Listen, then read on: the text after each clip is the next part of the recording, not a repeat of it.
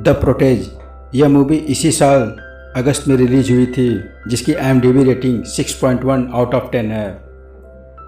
यह movie Vietnam की एक लड़की के जीवन पर आधारित है, जिसके पूरे परिवार को एक नरसंहार के दौरान मार दिया गया था। मूवी की शुरुआत होती है वियतनाम के दानांग शहर से और साल होता है सन 1991, जहाँ एक आदमी जिसका नाम मूडी है एक बिल्डिंग में जाता है। बिल्डिंग में अंदर जाते ही वो अपनी गन निकाल लेता है और बहुत ही सावधानी से अंदर जाता है। अंदर पहले से ही 4 लोगों की लाशें होती हैं। मूडी पास ही टेबल पर रखे कुछ पैसों को अपने बैग में भरने लगता है। तभी उसे कुछ महसूस होता है। गन ताने हुए एक लकड़ी की अलमारी की तरफ बढ़ता है। अलमारी खोलते ही वो देखता है एक बच्ची डरी हुई उसकी तरफ गन पॉइंट की होती है। मूडी उस बच्ची से गन ले लेता है और उसे अपने साथ ले जाता है। उस बच्ची का नाम ऐना है और उन 4 लोगों को उसी ने मारा होता है, क्योंकि वो ऐना को किडनैप कर लेते हैं और उसके परिवार वालों को मार देते हैं। अब यहाँ से कहानी 30 साल आगे जाती है। हम देखते हैं रोमानिया के एक होटल में कुछ लोग पार्टी कर रहे होते हैं। तभी वहाँ एक आदमी आता है। वो वाली नाम के एक आदमी की तलाश करता है। दरअसल वाली रोमानियन डॉन प्रेडा का बेटा है। कुछ लोग वाली को किडनैप कर लेते हैं और उसके पिता से 3 मिलियन यूरो की डिमांड करते हैं। किडनैपर रोमानियन माफिया से पैसे लेने आते हैं। तब हम देखते हैं किडनैपर कोई और नहीं बल्कि ऐना और मूडी हैं। वो कार को चेक करते हैं, लेकिन उसमें वाली नहीं होता है। वो ऐना को वहाँ से अपने बॉस के पास ले जाते हैं। प्रेडा ऐना को पैसों का भरा बैग देता है और उसे एक तेज घूसा मारता है। फिर रोमानियन माफिया का एक आदमी ऐना को उसका फ़ोन देता है। प्रेडा कहता है अपने बॉस से बोल दो पैसे मिल गए हैं, वाली को छोड़ दें। फिर वो कहता है तुम लोग जो भी हो, तुमने बहुत बड़ी गलती की है। ये पैसे तुम लोग बहुत देर तक अपने पास नहीं रख पाओगे। मैं तुम लोगों को ढूंढ लूँगा और तुम्हें मारकर अपने पैसे वापस ले लूँगा। तभी ऐना कहती है ये सब हमने पैसों के लिए नहीं बल्कि तुम तक पहुँचने के लिए किया है। ऐना अपने मोबाइल से एक चाकू निकालकर प्रेडा और उसके आदमियों को मार देती है और वहाँ से निकल जाती है। उधर मूडी वाली को रोड के किनारे बंधा हुआ छोड़कर ऐना के साथ चला जाता है। फिर वहाँ से वो दोनों लंदन चले जाते हैं। लंदन में ऐना एक रेयर बुक शॉप चलाती है, जिसे मूडी ने उसके लिए ख़रीदा होता है। एक दिन मूडी ऐना को अंडरग्राउंड ऑफिस में ले जाता है।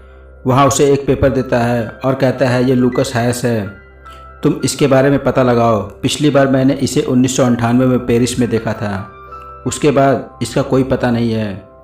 और वो ऐना को अपने साथ वियतनाम आने को भी कहता है, लेकिन ऐना मना कर देती है क्योंकि वियतनाम में उसके परिवार वालों की हत्या कर दी गई थी। वो उन दृश्यों को दोबारा याद नहीं करना चाहती थी। ऐना वहाँ से चली जाती है। अगले दिन ऐना लॉन्ड्री शॉप जाती है, जहाँ वो अपने फ्रेंड बेनी से मिलती है और उसे लूकस हैस के बारे में पता लगाने को कहती है। फिर हम देखते हैं एक आदमी जिसका नाम माइकल रिम्ब्रेंट है ऐना के बुक स्टोर में आता है। वो ऐना से मिलता है और पुरानी बुक के बारे में कुछ बातें करता है और उसे अपना कार्ड देकर चला जाता है। अगले दिन ऐना मॉर्निंग वॉक के बाद बेनी से मिलती है। वो उसे एक पेन ड्राइव देता है और कहता है इसमें लूकस हैस के बारे में पूरी जानकारी है। रात को बुक स्टोर बंद करके ऐना जब घर जाती है तो उसकी नज़र माइकल रिम्ब्रेंट के कार्ड पर पड़ती है और पास ही एक पार्सल होता है। वो पार्सल खोलती है जिस पर लिखा होता है B B King live at the village gate. फिर वो वहाँ से घर जाती है। घर पहुँचते ही वो देखती है मूडी को किसी ने हत्या कर दी होती है। वो तुरंत बेनी को बचाने के लिए लॉन्ड्री शॉप जाती है, लेकिन उसके पहुँचने से पहले ही किसी ने उसको मार दिया होता है। ऐना को लगता है ये सब लूकस हैस के आदमियों ने किया है। वो तुरंत बुक स्टोर जाती है। वहाँ से वो कुछ पैसे और अपना पासपोर्ट लेकर निकल रही होती है कि तभी कुछ लोग उस पर हमला कर देते हैं। ऐना उन्हें मारकर वहाँ से निकलती है। अगले दिन ऐना एक इंटरनेट कैफ़े में उस पेन ड्राइव की मदद से लूकस हैस के बारे में पता लगाती है, जिससे पता चलता है लूकस हैस को 2 जून 1999 को सेंट क्विटेरिया हॉस्पिटल में एडमिट किया गया था। इसके बाद उसका कोई पता नहीं चला। फिर वो लूकस हैस के पिता एडवर्ड हैस के बारे में पता करती है, जिसकी हत्या सन 1991 में एक कार ब्लास्ट में कर दी गई थी। एडवर्ड हैस की कार ब्लास्ट वाली पिक्चर में पीछे मूडी भी होता है। एडवर्ड हैस के बारे में यह भी पता चलता है कि वो एक कंपनी का CEO था। उस कंपनी का दूसरा CEO जसीनो वॉल है। फिर वो जसीनो वॉल को खोजने के लिए वियतनाम जाती है। वहाँ वो एक बाइकर गैंग के लीडर से मिलती है जिसका नाम बिली बॉय है, जो उसका पुराना दोस्त है। एना उसे वॉल के बारे में पूछती है। वो कहता है उसे मारना इतना आसान नहीं है। एना कहती है मुझे उससे कुछ बात करनी है। बिली बॉय कहता है वो बहुत ही हाई सिक्योरिटी में रहता है, उससे मिलना इतना आसान नहीं है। फिर हम देखते हैं एना कुछ सिगार को एक बॉक्स में पैक करके वॉल के एड्रेस पर सेंड कर देती है। रात को वॉल अपने कार से जा रहा होता है कि तभी बाइकर्स गैंग वाले उसे घेर लेते हैं और एना वॉल के कार में घुस जाती है। उससे कुछ बात करती है और अपना कार्ड उसे देकर वहाँ से चली जाती है। वॉल एना को कॉल करता है और उसे अपने ऑफिस में मीटिंग फिक्स करता है। एना उससे मिलने उसके ऑफिस जाती है जहाँ वॉल उससे बताता है वो और एडवर्ड हाइस एक माइनिंग प्रोजेक्ट में एक साथ काम करते थे। फिर वो कहता है तुम उस इंसान के बारे में क्या जानना चाहती हो जो 30 साल पहले मर चुका है। एना कहती है मैं उसके बारे में नहीं बल्कि उसके बेटे लूकस हैस के बारे में जानना चाहती हूँ, क्योंकि उसकी इंक्वायरी करने की वजह से मेरे 3 साथी मारे गए। तभी वॉल की सिक्योरिटी का एक आदमी जिसका नाम डकेट है उसके पास आता है और उसे गोली मार देता है। एना शॉक रह जाती है। फिर वो एना से उसके बारे में पूछता है तुम किसके लिए काम करती हो। तभी एना उस बॉक्स को देखती है जिसमें उसने सिगार भेजा था। उस बॉक्स में एक चाकू सिगार के रूप में रखा था जिसे एना ने ही रखा था। वो उस चाकू से डकैत पर हमला कर देती है और बिल्डिंग से बाहर भागने लगती है। बिल्डिंग से बाहर निकलते ही रोड पर एक कार से उसकी टक्कर हो जाती है और वो पकड़ी जाती है। डकैत और उसके आदमी उसे बुरी तरह टॉर्चर करते हैं लेकिन वो कुछ नहीं बताती। फिर डकैत माइकल रिम्ब्रेंट को बुलाता है उससे बात करने के लिए। माइकल रिम्ब्रेंट एना से मिलता है। वो उसे सूप पिलाता है और कहता है सिर्फ मैं ही तुम्हें यहाँ से निकाल सकता हूँ, इसलिए जो मैं पूछूँ उसका सही जवाब देना। मैं कल तुमसे मिलने आऊँगा। माइकल रिम्ब्रेंट रूम से बाहर आता है। डकैत उससे पूछता है एना ने कुछ बताया। माइकल कहता है हाँ भी और ना भी, मैं कल सुबह फिर आऊँगा। डकैत कहता है हमें अब तुम्हारी ज़रूरत नहीं है। माइकल कहता है ये कौन सा तरीका है इंटरोगेट करने का, तुमने तो उसे अधमरा कर दिया है। मैं कल सुबह आऊँगा। डकैत को लगता है माइकल कुछ और जानना चाहता है एना से और वो इसलिए एना को उसी रात मारने का प्लान करता है। डकैत और उसके आदमी एना को हाथ बांधकर उसे गले से लटका कर मारने की कोशिश करते हैं लेकिन एना डकैत के आदमियों को मारकर वहाँ से भाग जाती है। वो भागकर बिली बॉय के पास जाती है।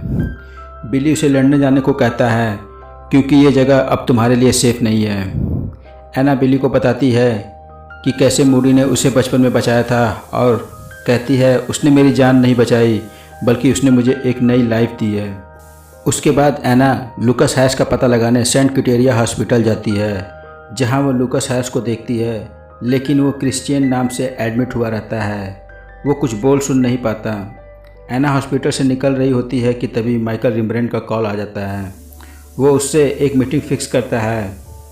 फिर हम एडवर्ड हाइस को देखते हैं जो वहीं माइकल रिम्ब्रेंट के पास होता है, जो एक चैरिटी प्रोग्राम ऑर्गेनाइज करता है जिसमें वो कुछ पैसे डोनेट करने वाला होता है। अगले दिन माइकल और एना एक रेस्टोरेंट में मिलते हैं जहां वो अंडर द टेबल एक दूसरे पर गन पॉइंट करके कुछ बातें करते हैं। पब्लिक प्लेस होने के कारण वो वहां से शांति से चले जाते हैं। माइकल रिम्ब्रेंट रोड पर जा रहा होता है और डकैत का आदमी उसका पीछा कर रहा होता है। माइकल एक शॉप पर खड़ा होता है कि तभी उसे डकैत का कॉल आता है। डकैत से बात करके जब वो अपना फ़ोन रखता है कि तभी एक बाइक के साइड मिरर में वो डकैत के आदमी को देखता है। वो कुछ सोचता है कि तभी कुछ लोग उस पर हमला कर देते हैं।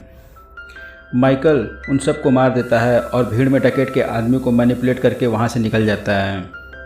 उधर डकैत अपने आदमी के कॉल का वेट कर रहा होता है कि तभी वहाँ एना आ जाती है। वो डकैत को बिल्कुल उसी तरह से टॉर्चर करती है जिस तरह से वो किया था और फिर वो उसे मार देती है। माइकल भी वहाँ जाता है। वो देखता है डकैत के आदमी वहाँ मरे पड़े हैं। फिर वहाँ एना माइकल पर हमला कर देती है। उन दोनों के बीच काफ़ी लड़ाई होने के बाद वो एक दूसरे से समझौता कर लेते हैं। एना वहाँ से चली जाती है। रास्ते में डकैत का एक आदमी उस पर गोली फायर कर देता है। एना जख्मी होकर गिर जाती है। वो दूसरी गोली फायर करने वाला होता है कि तभी एक आदमी उसको गोली मार देता है। फिर हम देखते हैं वो आदमी कोई और नहीं बल्कि मूडी होता है। एना उसे देखकर बहुत खुश होती है। मूडी इसके घाव का ट्रीटमेंट करता है और साथ ही बताता है वो कैसे अपने डेथ को फेक बनाया। दरअसल मूडी ने उस आदमी को मारकर उसे अपना कपड़ा पहना देता है जो उसे मारने आया होता है और उसका चेहरा बिगाड़ देता है। फिर हम मूडी और एना को बिली के साथ देखते हैं जो उन्हें एडवर्ड हाइस के उस जगह के बारे में बताता है जहां वो चैरिटी करने वाला है। वो कहता है यहाँ घुसना बहुत ही मुश्किल है क्योंकि ये 3 तरफ से पानी से घिरा हुआ है और एक तरफ जंगल से। उसने हर तरह की सिक्योरिटी का इंतज़ाम किया है। वो जानता है कि तुम लोग वहाँ ज़रूर जाओगे। अगले सीन में हम एडवर्ड हाइस के हाई सिक्योरिटी देखते हैं और वहाँ हर वेटर की कलाई पर एक रेड बैंड लगा होता है। सारे गेस्ट आ जाते हैं। माइकल सिक्योरिटी कैमरे से एना को खोजता है, वो उसे कहीं नहीं दिखती। तभी हम एना को वेटर के गेटअप में देखते हैं। एडवर्ड हाइस मंच पर आता है और स्पीच देने लगता है। माइकल लगातार एना को खोजता है। तभी उसे एक वेटर पर शक होता है। वो एडवर्ड हाइस को गोली मारने वाली होती है कि तभी माइकल देखता है उस वेटर के हाथ में रेड बैंड नहीं है। उसे यकीन हो जाता है कि वो एना ही है।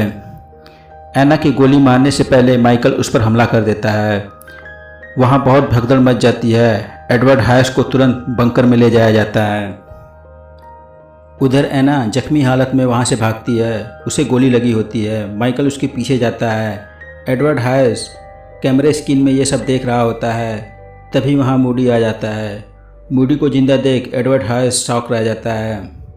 मूडी कहता है तुमने मुझसे अपना कार ब्लास्ट करवाया और वो आदमी कौन था जो उस दिन ब्लास्ट में मरा। एडवर्ड हाइस कहता है अब इससे कोई फ़र्क नहीं पड़ता कि कार में कौन था। मूडी कहता है फ़र्क पड़ता है। ये दुनिया तुमने बहुत शरीफ और इज़्ज़तदार समझती है।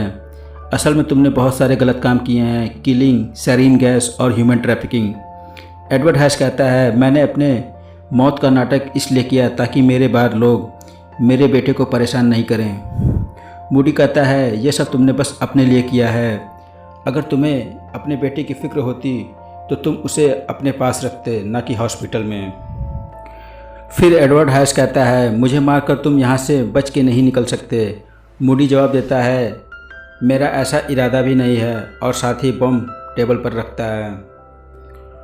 उधर माइकल और एना आमने सामने होते हैं जहाँ माइकल एना से पूछता है तुम चाहती तो उस बूढ़े आदमी को मार सकती थी लेकिन तुमने ऐसा किया नहीं। एना कहती है यही तो प्लान था।